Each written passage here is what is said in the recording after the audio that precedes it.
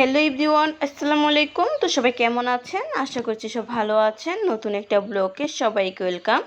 আজকে রেসিপি হচ্ছে লাল মুরগি, রুই মাছের মাথা লেজ দিয়ে মাশকুলার ডাউল আর মাছ ভেঙে করলা মশলা দিয়ে রান্না হবে। 3টি রেসিপি আপনাদের সাথে শেয়ার করলাম। অবশ্যই কমেন্ট করে জানাবেন আপনাদের কাছে আমার 3টি রেসিপি কেমন লেগেছে। তো চলুন প্রথমে চলে যাই লাল মুরগির রেসিপিতে। লাল মুরগির রান্নার জন্য সুন্দরভাবে কেটে ধুয়ে পরিষ্কার করে আম্মু মেরিনেট করে নিচ্ছে। প্রথমে হলুদ, পেঁয়াজ কুচি, মরিচ গুঁড়া অ্যাড করে দিয়েছে। এখন মেরিনেট করে নিবে। এক একটা মশলা দিয়ে এক একবার মেরিনেট করে নিতে হবে, মশলার সাথে মাংস মিক্স যেন হয়। তো আম্মু সুন্দরভাবে মিক্স করে নিচ্ছে। আর তারপর জিরার গুঁড়া, গরম মশলার গুঁড়া অ্যাড করে দিয়েছে। এখন পরিমাণ মতো তেল অ্যাড করে দিয়ে মেরিনেট করে সুন্দরভাবে রেখে দিবে আধা ঘন্টার জন্য। আধা ঘন্টা রেখে দিলে কষানোটা অসাধারণ লাগে, খেতে অনেক মজা লাগে। তারপর সবার শেষে স্বাদ মতো লবণ দিয়ে দিল, দিয়ে মেরিনেট করে নিচ্ছে।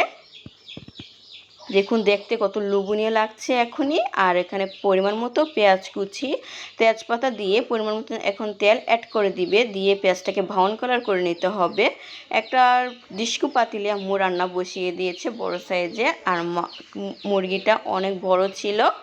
তো আম্মু এখন কষিয়ে নিচ্ছে, মাংসটাকে দিয়ে নেড়েচেড়ে মিক্স করে নিচ্ছে। দেখুন দেখতে কত লোভনীয় লাগছে।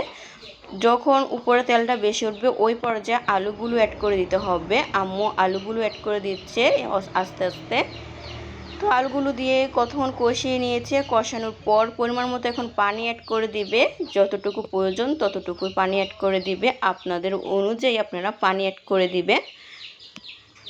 তো পানি দিয়ে এখন কষিয়ে নিতে হবে, ঝোলটাকে একটু শুকিয়ে নিতে হবে। শুকিয়ে এলে তারপর গরম মশলা উপরে ছিটিয়ে দিয়ে নামিয়ে নিতে হবে।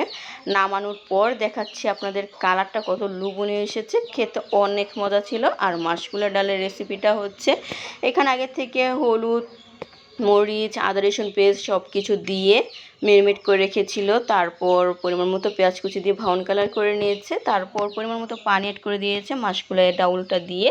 আর করলা ভাজি, করলা মশলা দিয়ে রান্না করার জন্য তাই এখানে আলু, করলা, পেঁয়াজ কুচি আকৃতি করে কেটে নিয়েছে। আর এই যে করলা রান্নার জন্য মাছগুলো আগে থেকে সিদ্ধ করে নিচ্ছে, হলুদ মরিচ যা যা উপকরণ লাগবে দিয়ে মাটির চুলাতে রান্না বসিয়ে দিয়েছে। দেখুন মাটির চুলা রান্না খেতে অনেক মজা, কিভাবে আগুন জ্বলছে চুলাতে। তো এখানে পরিমাণ মতো মাশকুলার ডাউলে পানি অ্যাড করে দিয়েছে। এখন ঝোলটাকে একটু শুকিয়ে নেবে।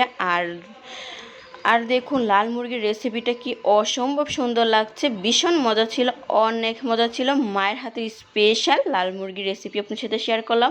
অবশ্যই কমেন্ট করে জানাবেন আমার মায়ের হাতের স্পেশাল লাল মুরগির রেসিপিটা আপনাদের কাছে কেমন লেগেছে। তো এখন রেসিপিটা নামিয়ে নেওয়ার পালা। নামানোর পর দেখাচ্ছি কত লোভনীয় লাগছে, খেতে অনেক মজা ছিল। 3টি রেসিপি আজকে মাই ফেভারিট ছিল।